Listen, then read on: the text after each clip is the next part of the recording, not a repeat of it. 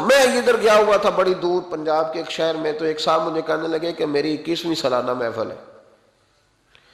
میں نے کہا آپ نماز پڑھتے ہیں؟ کہتے نہیں۔ تو میں نے کہا محفل کا کیا معنی رکھا ہوا ہے آپ نے؟ یہ کیا ہے، رسم ہے؟ فلاں بہت بڑے عالم کو میں نے بلایا، فلاں کو بھی بلایا، فلاں نعت خامی، یہ کیا ہے؟ اگر تو نمازی نہیں آج تک، اس کو کیا سمجھتا ہے تو؟ میرے بھی فلاں بزرگ سے بھی تعلقات ہے، تو نے کیا حاصل کیا ان سے؟ تعلقات کا کیا مطلب ہوتا ہے؟ فوٹو آتی ہے ساتھ، اخباروں میں تصویر لگ گئی، فیس بک پہ آ گیا کہ میں ان سے ملا ہوں، اتنا تعلق ہے؟ یہاں تو بھائی خوشبو کے قریب سے بندہ گزر جائے تو خوشبو آنے لگ جاتی۔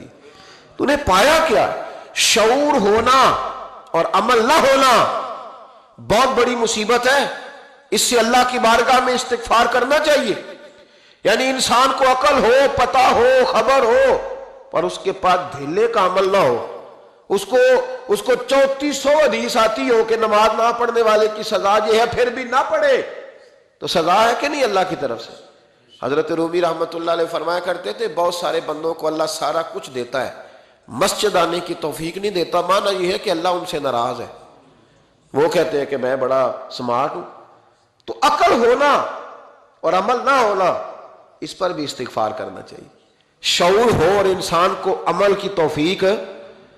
یار ساری زندگی گورکھ دھندے میں گزر گئی لوگوں کی، لفظوں کے بڑے ماہر رہے، اور میں ایسے لوگوں کو دیکھتا ہوں تقریریں 6 گھنٹے کی، 9 گھنٹے کی تقریریں سنتے بیٹھتے ہیں مجالس میں، نماز کا وقت آتا تو مصیبت بن جاتی، بھاگتے ہیں، جان چھڑاتے، مسجد کی حاضری 20 منٹ کی بھی صحیح نہیں دے سکتے۔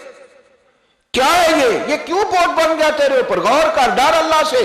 میرے نبی کریم علیہ وآلہ وسلم نے ارشاد فرمایا قیامت کے دن کچھ لوگ کئیوں کی بات سن کے جنت میں چلے جائیں گے۔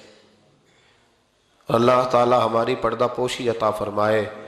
کہا کچھ تبلیغیں کرنے والے دوزخ کے دروازے پہ کھڑے ہوں گے تو وہ جنتی کہیں گے کہ مولانا پیر صاحب ہم تو آپ کی بات سن کے جنت میں جا رہے ہیں، تو آپ یہاں کیوں کھڑے ہیں؟ تو وہ کہیں گے ہائے افسوس، میں کہتا تو رہا پر عمل نہ کر سکا۔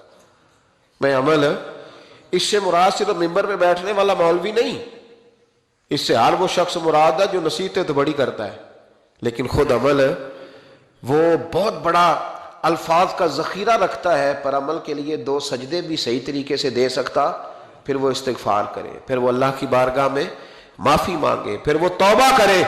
اس لیے کہ جو جتنا بڑا ہوتا تھا نا اس پہ خشیت بھی اتنی زیادہ طاری ہوتی۔